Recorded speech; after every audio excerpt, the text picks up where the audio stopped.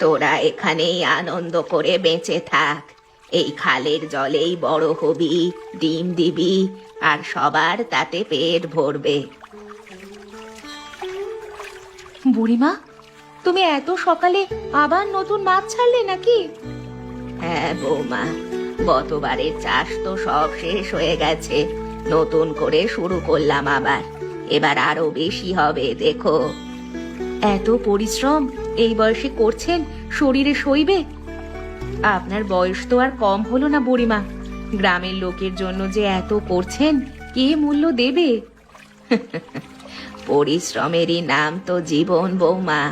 আর গ্রামের মানুষের জন্য যখন করছি তখন দাম রাখবো খুব কম, প্রতি কিলো 5 টাকা করে, যেন গরিবের ঘরের লোকও ইলিশ মাছ রান্না করতে পারে। মা, আপনার এই দয়া কেউ কোনোদিন ভুলবে না। ওপরওয়ালা আপনাকে দীর্ঘজীবী করুন। বড় হও তোমরা, বড় হও। গ্রামের মানুষের খিদে মেটাতে হবে তো।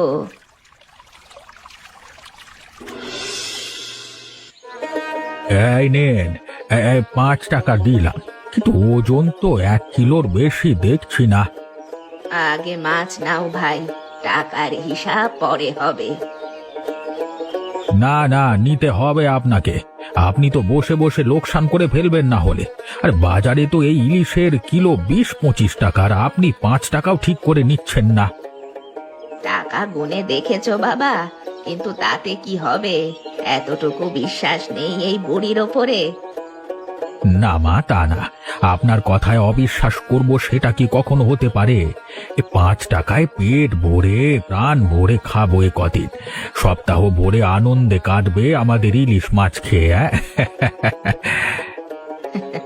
খাও ভাই, ভালো করে খাও, পরিবারকে নিয়ে আনন্দ করে খাও। এটাই তো আমার কাজের সার্থকতা। দেখলে গোপাল, ওই বুড়ির ঝুলিতে প্রতিদিন কাঁড়ি কাঁড়ি টাকা জমা হচ্ছে। 5 টাকা কিলো বিক্রি করে কি করেছে করে? মাছগুলো যে সোনার চেয়ে বেশি দামি রে। হ্যাঁ দাদা, কিন্তু লোকে তো ভক্ত হয়ে গেছে ওর, সরল মনে টাকা দিচ্ছে, বুড়ি ব্যাংকে ভরছে। ঠিক বলেছিস। বুড়ির এই শিয়ানাগিরির ফাঁকি তো সুযোগ লুকিয়ে আছে। আমরা যাব, মাছ নেবো, টাকা দেবার ভান করবো, কিন্তু আসলে দেবো না। দেখ না কি করি, চল। ও বুড়িমা, আজকে বড় সড়ো ইলিশটা দেবে আমাদের। শহর থেকে অতিথি আসবে বাড়িতে, সম্মান রাখতে হবে তো তাদের। 3 কিলোর বেশি হচ্ছে রতন, এটা 15 টাকা হবে। ও অবশ্যই অবশ্যই। এই নাও, এই গোপাল, মাছটা নিয়ে। বুড়িমা ক্ষমা করে, আজকে একটাও টাকা আনা হয়নি হাতে। কালকে সকালে এনে দেবো নিশ্চয়ই। আজকে দিনটা ক্ষমা করো আমাকে, কালকে দিয়ে দেবো, ঠিক আছে? ঠিক আছে রতন, কাল যেন মনে থাকে, ভুলে যেও না বাবা। বুড়িমা, আজকে একটা দেবে, ওই যে বড় মাছটা। না রতন, আজ না, আজ দিতে পারবো না। কি কথা বলেন বুড়িমা? আপনার মাছ না হলে আমাদের দিন কাটে না যে। আগের টাকা দাও রতন, 3 দিন হয়ে গেল। প্রথম দিন 15 টাকা, তারপর দিন 10 টাকা, মোট 25 টাকা বাকি। ওটা ভুলিয়ে গেছিলাম বুড়িমা, ক্ষমা করো। কালকে নিশ্চয়ই দেবো, শপথ করে বলছি তোমাকে। রতন, আমি গরিবদের জন্য মাছ বিক্রি করি, আর আমি নিজেও গরিব। খালে মাছের খাবার কিনতে টাকা লাগে, জাল মেরামত করতে টাকা লাগে। তোমরা যদি সবাই এমন করো, আমার এই চাষটা টিকবে কিভাবে? বুড়িমা, এত ভাববেন না, রতনদা কথা দিয়েছে যখন কালকে দেবে। আমরা কি বেইমান নাকি? তবুও আজ না, আগের বাকি শোধ করো, তারপরে নিও। এটাই আমার ন্যায্য কথা। বেশ বেশ, ন্যায্য কি আমিও দেখাবো। দেখি কতদিন চালাও তোমার এই ন্যায্য দোকান। চল। ঠাকুরমা, আসবো? এসো বাছা, এসো, দরজা খোলা আছে। এইগুলো নাও, আমার মা পাঠিয়েছে, বললো আপনি আজ বাজারে যাননি, তাই দিয়ে আসতে আমায়। তোর মা খুব ভালো মানুষ, তোর মাকে বলিস আমি খুব খুশি হয়েছি। কিন্তু ইলিশের খাবার তো ফুরিয়ে এসেছে, কাল নতুন কিনবে না? কি আর করি বল, আর কাল কিভাবে কিনবো বলতো? কেন, টাকা নেই? কিন্তু তুমি তো এত মাছ বিক্রি করো। বিক্রি করি সত্যি, কিন্তু সবাই তো টাকা দেয় না বাছা, কেউ কেউ বাকি রাখে। সেই বাকির টাকায় তো খাবার কেনা যায় না। রতন কাকারা, এটা তো ভয়ানক অন্যায় বুড়িমা। তুমি কম দামে দিচ্ছ, তারা আবার তাতে যদি টাকা না দেয় কি হবে? আমি মাকে বলবো সব। না রে মা, না, তোর মা জানলে খুব ঝগড়া হবে। আমি নিজেই দেখবো সব। কাল দেখি, কাল হয়তো কোনো একটা উপায় হবে, ওপরওয়ালার ইচ্ছে। বুড়িমা, আজ মাছ কেমন উঠলো? কি হয়েছে গো ঠাকুমা? এতদিন পর পর এত কম মাছ উঠছে যে আজকাল, কেন? খাবার নেই গো বৌমা, মাছের সব খাবার ফুরিয়েছে। খালে ঠিক সময় খাবার পেল না, তাতে আর বড়ই হয়নি।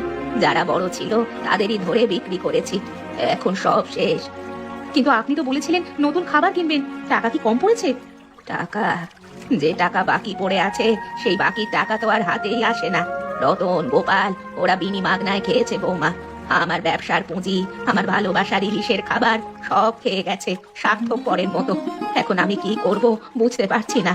এ তো অন্যায়, গ্রামে সবাইকে জানাতে হবে, পঞ্চায়েতে অভিযোগ করতে হবে। না না, বেকার ঝামেলা হবে। আর ওরা স্বীকার করবে বলে তোমার মনে হয়? বলবে বুড়ি মিথ্যা বলছে। আমি থামবো না মাধবী, যতটুকু আছে তা নিয়েই লড়বো। এগুলো বাড়ি নিয়ে যাও, শ্যামলীর জন্য রান্না করো, আজ আর বিক্রি হবে না। দেখলি গোপাল, একদম শেষ হয়ে গেছে সব। রান্না করবার মতো চাল নেই, বুঝলি অবস্থা আমাদের কি হয়েছে। আমিও তো 3 দিন ভালো করে খাইনি দাদা, শুধু মুড়ি আর জল খেয়েছি। আগে তো হাট বাজারে কাজ পেতাম, এখন কেউ ডাকে না আমাকে। সব ওই বুড়ির কারণে হয়েছে। আগে আমরা যেভাবেই হোক 2 পয়সা রোজগার করতাম, এখন গ্রামের সবাই আমাদের দিকে কুকুরের মতো তাকায়। তারা সব রাসমণির পক্ষ নিয়েছে। কিন্তু দাদা, আমরা তো টাকা দিইনি ওর, ওই যে মাছগুলো সব বিনা পয়সা খেয়েছি। চুপ, ও কথা এখন তুলিস না। এখন সমস্যা হচ্ছে আজকে রাতের খাবার নিয়ে। খিদে পেট জ্বালা শুরু করেছে এর মধ্যেই। দাদা, একটা উপায় আছে। কি উপায়? বুড়ির কাছেই যাই। পাগল নাকি? ও আমাদের মুখ দেখলে এখনই জুতো মারবে। হ্যাঁ না দাদা, আমার কথা শোনো, আমরা গিয়ে মাপ চাইবো, ভিক্ষে চাইবো, গিয়ে বলবো খুব কষ্টে আছি। সেই পুরনো দয়ালু রাসমণি বুড়িমার মতো এখন একবার আমাদের ক্ষমা করে দাও। 1 কিলো মাছ না হয় আধা কিলো অন্তত দাও শেষবারের মতো। ওর খালে তো এখনো কিছু মাছ আছে নিশ্চয়ই। তবে আর দেরি কেন, চল। কিন্তু মনে রাখিস, আমরা ভিক্ষা করতে যাচ্ছি, খুব নরম সুরে কথা বলবি। হ্যাঁ, একটা কথা ছিল বুড়িমা। বুড়িমা, আমরা ক্ষমা চাইতে এসেছি। তোমাদের কি চাই? বুড়িমা, ক্ষমা করুন, আমাদের বড় অন্যায় হয়েছে, আমরা পাপী বুড়িমা। হ্যাঁ মা, খুব কষ্টে আছি আমরা, ঘরে চাল নেই, খিদে প্রাণ বেরিয়ে যায় যে আমাদের। আপনি দয়াময়ী, আমরা আপনার কাছে এসেছি ভিক্ষে চাইতে। একটু ইলিশ মাছ দিন, না হলে যে মরে যাব। আমাদের জন্য না হলেও অন্তত ঘরের বাচ্চাগুলোর জন্য একটু দিন। 1 কিলোই যথেষ্ট হবে আপাতত, মানে আমাদের জন্য আর কি। রতন, গোপাল ওঠো, মাটিতে বসে থেকে লাভ নেই। আপনি দেবেন মা? আমি দিতে পারবো না। কেন বুড়িমা, একটাও দেবেন না? আমরা টাকা দেবো, পরে বলছি তো, মানে দেবো তো সব টাকা। টাকার কথা নয় রতন, আমি এখন দুর্বল হয়ে গেছি। খালে যেতে পারি না, জাল ফেলতে পারি না, মাছও ধরতে পারি না। এই হাত, এই পা আর আগের মতো কাজ করে না। তোমাদের অন্যায়ের কারণে আমার ব্যবসা নষ্ট হয়েছে। এখন যে মাছ খালে আসে তাতে গ্রামের সবার চাহিদা মিটবে না, আর আমি পারবো না এখন মাছ তুলতে। তাই তোমরা চলে যাও। বুড়িমা, আমরা ভেবেছি তুমি যদি যেতে না পারো আমরা যাব, আমরা জাল ফেলবো, মাছ তুলবো। হ্যাঁ, তোমাকে শুধু বলতে হবে যে কি কি করতে হবে। হ্যাঁ গো বুড়িমা, হ্যাঁ তুমি বসে থাকবে, আমরা সব করব। মাছ তুলে এনে তোমার হাতে দেবো, তুমি শুধু বিক্রি করবে আগের মতো 5 টাকা কিলো করে, কি? হ্যাঁ, খালে যেতে পারবে? জাল ফেলতে জানো তোমরা? সে কি আর জানতে হবে? জাল ফেলা টানা ওটা তো সামান্য ব্যাপার। আর তুমি তো আমাকে আগে শিখিয়ে দিয়েছিলে একদিন, তাই না? না রতন, ব্যাপারটা শুধু জাল ফেলা টানা নয়। সবচেয়ে বড় কথা, খাল এখন আমার আগের মতো নেই, মাছ কমে গেছে সেখানে। আমরা চেষ্টা করব বুড়িমা, আপনি বলবেন আমরা করব। না, আমি বলবো না, আর তোমরাও যেও না। সেখানে যাওয়ার ঝুঁকি অনেক। তোমরা মাছ ধরতে গিয়ে উল্টে বিপদে পড়বে। ফিরে যাও। ঠিক আছে, তা তোমরা ফিরে যাও, অন্য কোনো কাজ দেখো। মাছ তোমাদের দিয়ে হবে না। বেশ, আপনি থাকুন আপনার জ্ঞানের ভান্ডার নিয়ে, আমরা আমাদের মতো চেষ্টা করব। এই দেখ, এইভাবে বাঁধতে হয়। তুই যে করছিস তাতে জাল ছিঁড়ে যাবে। তুমি তো বললে সেদিন রাসমণির জাল ফালতু, হ্যাঁ এখন আবার ওর কায়দা বাঁধছো। উফ, ওর কায়দা মানছি না, ওর বুদ্ধিটা মানছি। দেখ না, এই জালে যে ফাঁক এ দিয়ে ছোট মাছও পালাবে, তাই আমাদের দরকার আরো ঘন জাল। এতে কি কাজ হবে দাদা? আমরা কখনো পেশাদার জেলে তো ছিলাম না। পেশাদারি কিসের? মাছ তো জলে থাকবে, জাল ফেলবো, টানবো, কিছু না কিছু উঠবেই। আর মনে রাখ, আমরা শুধু মাছ ধরবো না, আমরা একটা ভালো ব্যবসা শুরু করব। ব্যবসা? হ্যাঁ, রাসমণি যেভাবে করতো আমরা সেভাবে করব না। আমরা বাজারে নিয়ে যাব, কিনবে শহরের মহাজনরা, দামও ভালো পাবো। বুড়ি যেখানে 5 টাকা নিত আমরা নেব 20-25 টাকা, ঠিক আছে? 25 টাকা কিলো? তাহলে তো বড় লোক হয়ে যাব আমরা। তখন আর কষ্টে থাকতে হবে না। চাল ডাল ভালো কাপড় সব আসবে। বুড়ি তখন নিজেই দেখবে আমরাই হব এই খালের রাজা। হ্যাঁ, ওর ব্যবসা আমরাই শেষ করেছি, এবার আমাদের ব্যবসা শুরু হবে ওকে দেখিয়ে দেখিয়ে। কালকে সকালেই নামবো খালে, প্রথম ধাক্কাতেই যত মাছ আছে সব তুলে আনবো।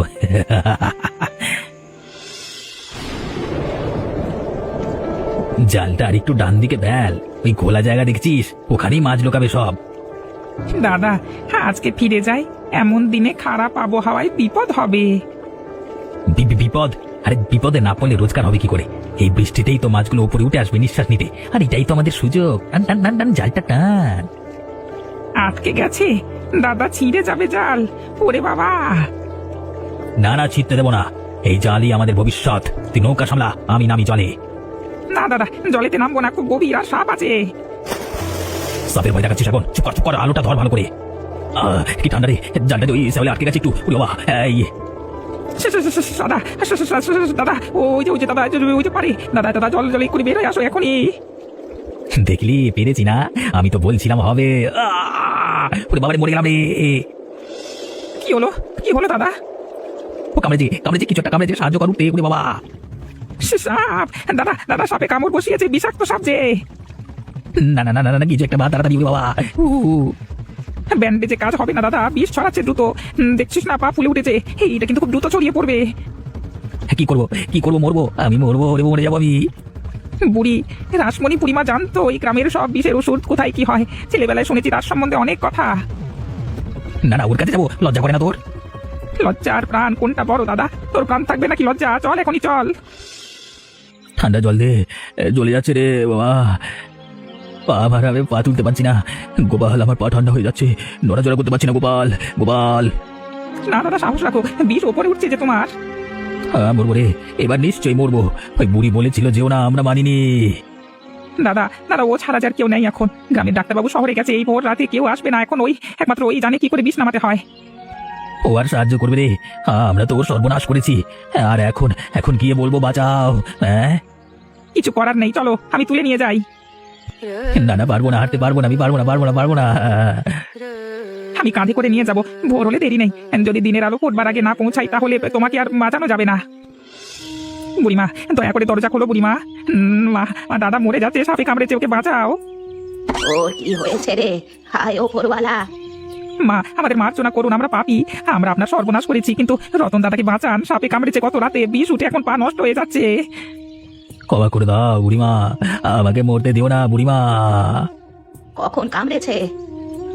গত মধ্যরাতের দিকে বৃষ্টিতে খালের মধ্যে। তোকে বলেছিলাম খালে যাসনি, এখন দেখ কি হলো। তুলে আন ভেতরে, বেশি সময় নেই।